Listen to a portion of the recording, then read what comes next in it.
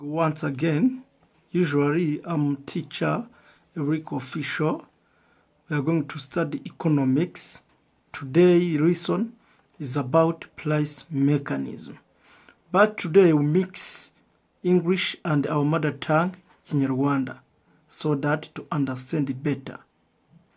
Price mechanism in English is a system in free enterprise economy in which resources allocation and prices are determined by forces of demand and supply with no government intervention.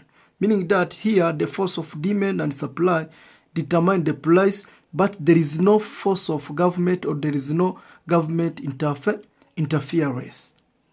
Meaning that the price depends on the force of demand and supply.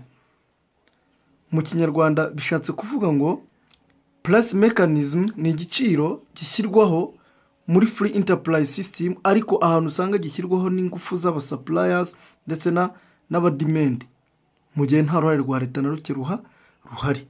Iki giciro n'undi nicyo twita the price system, meaning that price mechanism is the same as price system. This price mechanism depends on many assumptions. The first assumption, under the price mechanism, demand and supply are determined for the price. Mani magambo abaguzi n'abakiriya bashyiraho igiciro. The second assumption, there is no government intervention. Nta ruhare rwa leta ruba ruhari. The third assumption is the decision of producer are influenced by the interest of the consumers, meaning that aba producers imyanzuro bafata bagendera ku nyungu z'abakiriya babo. The fourth assumption is a private ownership of resources. Hano buri muntu aba afite umutungo ku giti cye. The sixth assumptions, profit maximization is the aim of the producer. Hano magambo under free enterprise, the producers abakeneye ku maximize the profit. Ariko mu consumers abafite intego yo kurya agahaga, meaning that abafite aim at utility maximization. Kandi nanone under this price mechanism habari competition, many competitions, kuko habarimo differences in the industries under this price system. In the assumption, the force are moving freely. Mani magambo, there is free entry and free exit.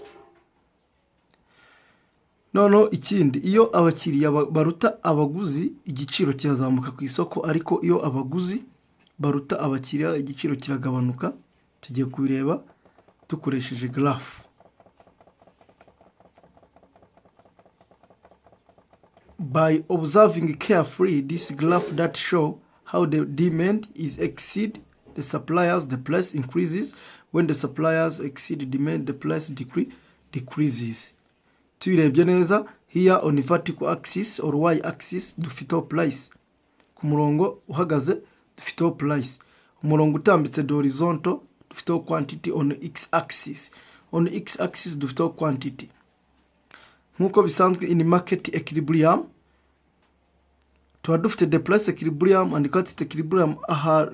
Tuba dufite price equilibrium and quantity equilibrium. This price equilibrium and quantity equilibrium determined by the force of demand and supply igihe zingana. Hanga rero aho demand ihura na supply, demand 1 met by the supplier 1, dufite equilibrium 0, that is initial equilibrium.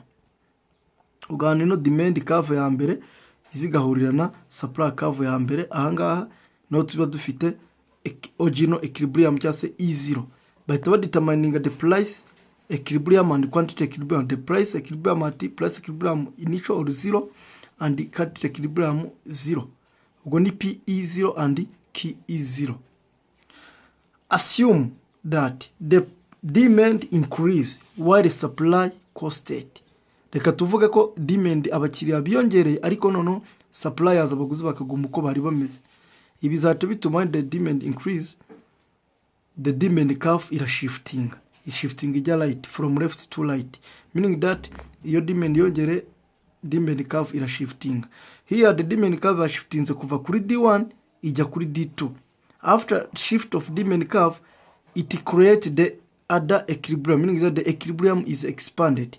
Yasiyongera kuva kuri E0, equilibrium iri initial tutatubona niyo equilibrium E1. By reaching here E1, this new demand meet with original supply because the supply is still constant.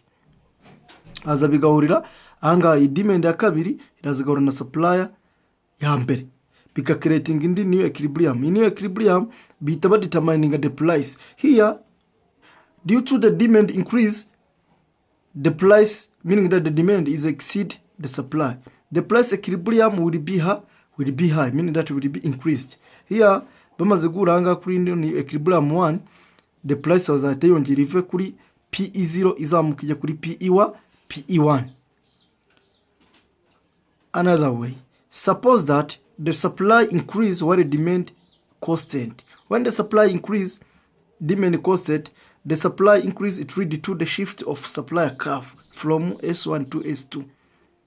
Here kwiyongera kwa supply, kwiyongera kwa baguzi byase bituma supply curve yiyongera, shifting eva left ijya right. Ibyase bituma tubona niyo equilibrium yavuye kuri E1 E0 equilibrium initial ijya kuri E2. That is new equilibrium called equilibrium 2. Kuko here the suppliers increased while the demand constant, meaning that the suppliers is exceed the demand. Here it forced the price to be down. Mani magambo igiciro kizata kigabano, bazata basitamaninga the price equilibrium izabiri hasi kubera ko abaguzi ni benshi cyane kurusha abagurisha ni benshi kurenza abaguzi.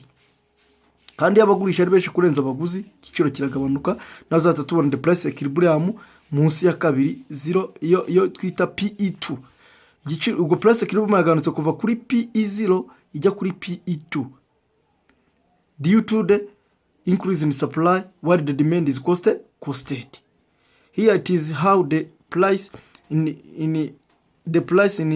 price mechanism or price under price mechanism is determined due to the demand, force of demand and supply. The reason today is about the assumptions and the price mechanism. Thanks for attending the lesson today. We'll continue the next by studying about the advantages and disadvantages of price mechanism. Hani magambo isomo ry'umunsi kwari kwiga kuri price mechanism ndetse no kureba assumptions zayo. Ubutaha tuziga akamaro ndetse n'ibi bya price mechanism. Thanks.